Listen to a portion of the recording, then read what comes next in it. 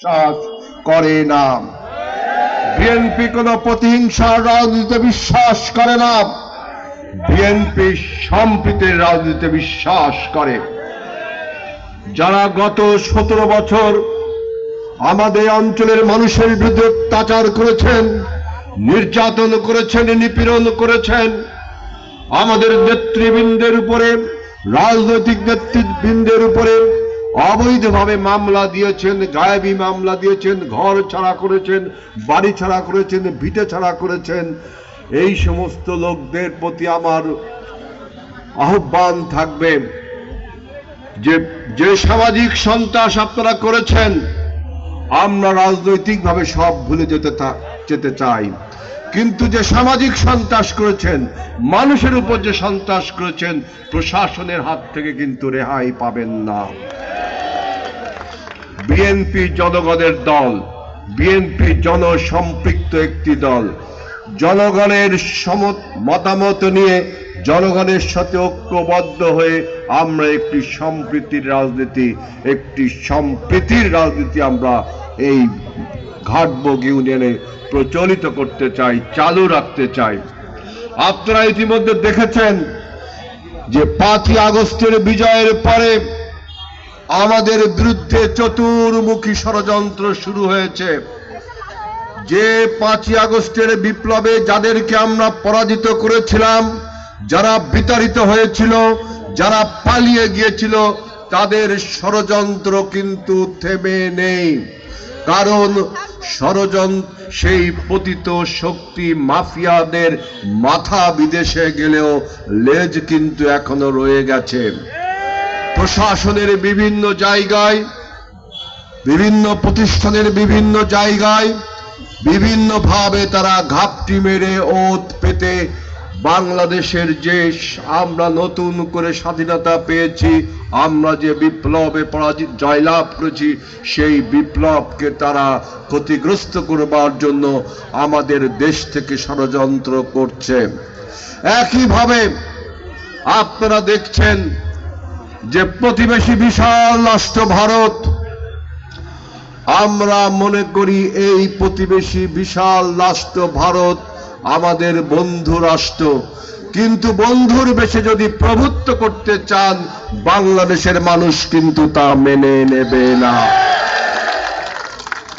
বন্ধুর বেশে যদি কেউ প্রভুত্ব করতে চান, বাংলাদেশের মানুষ কিন্তু তা মেনে নেবে না।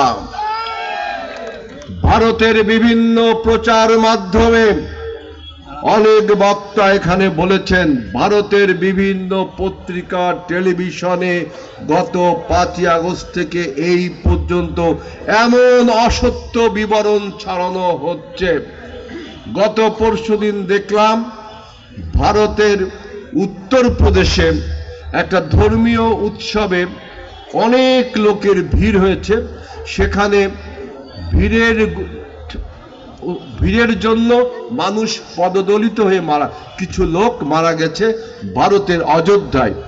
সেই ছবি ভিডিও প্রকাশ করে বলা হচ্ছে বাংলাদেশে সংখ্যালঘুদেরকে এইভাবে পদপিষ্ট করে মারছে।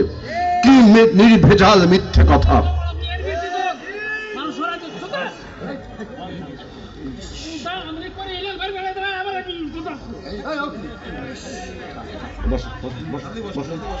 সবাই বসো,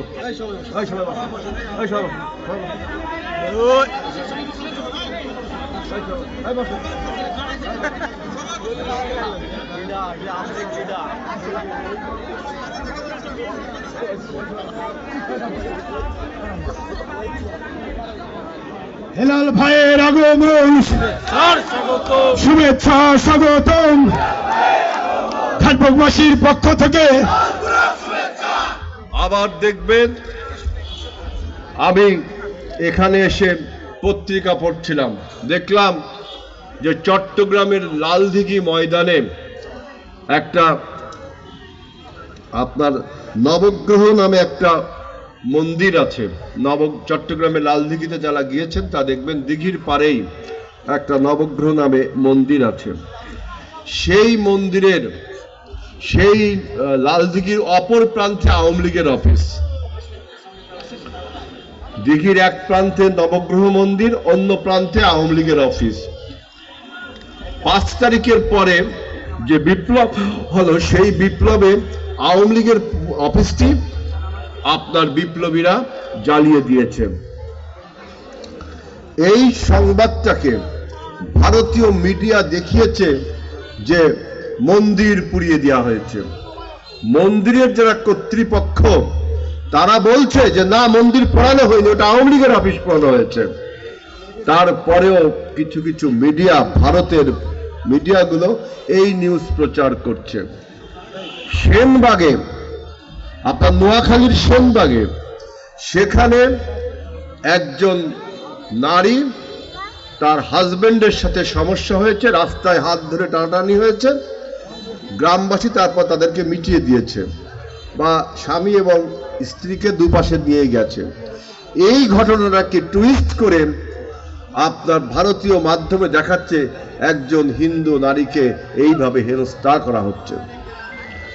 তাই আমরা এই ঘাটবকবাসী, আমরা সাম্প্রদায়িক সম্প্রীতিতে বিশ্বাস করে বলতে চাই ভারত সরকারকে, আপনারা আসুন দেখে যান বাংলাদেশে কি পরিমাণ সাম্প্রদায়িক সম্প্রীতি বিরাজ করছে, যা পৃথিবীর অন্যান্য স্থানে এমন কোনো নজির নেই যে বাংলাদেশের মতো সাম্প্রদায়িক সম্প্রীতি বিরাজ করছে, যা পৃথিবীর দ্বিতীয় কোনো দেশে মেলা ভার।